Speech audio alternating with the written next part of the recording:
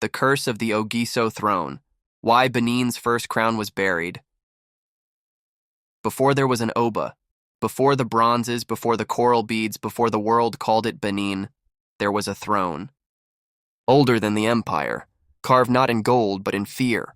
They called it the seat of the Ogiso, kings of the sky. And the last to sit on it brought a curse that reshaped history. His name was Ogiso Owodo. He ruled with fire in one hand and suspicion in the other. The people feared him, and not because he was powerful, but because he listened to no one but himself. He had no heir for years.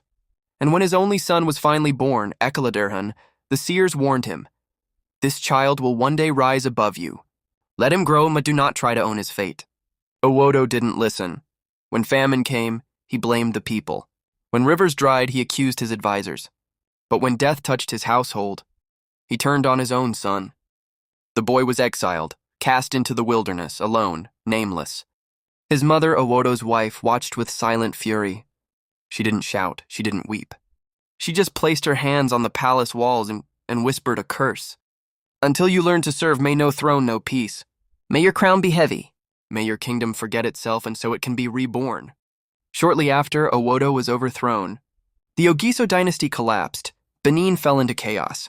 For over 80 years, there was no king. No one dared rebuild the throne, not because there was no leader, but because the land itself refused to be ruled. And then, word came from the west. A strange warrior prince was rising in the land of Ilaif. He spoke of dreams, of a city calling him, of blood that linked him to a boy once cast out. His name was Oranmiyan, the son of Ekaladerhan, and he came not to reclaim the throne, but to restart it.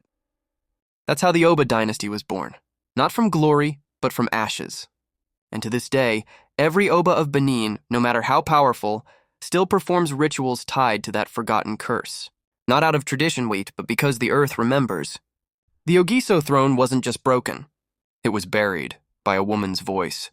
I'm Evian, and this is Forgotten Thrones, true Nigerian stories they never dared to tell. Like, comment, and follow if you love our stories. Got a myth you've heard? A name you're curious about? Drop it below, we'll dig it up and tell it.